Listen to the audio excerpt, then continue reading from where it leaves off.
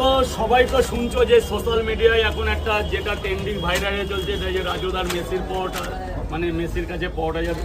তো অনেকে এটা নিয়ে হিল্লেরি করছে, কিন্তু এই খিল্লিরির জন্য কিন্তু স্বতন্ত্র দাদা মহাশয় এই জায়গাটা বেছে নিয়েছে।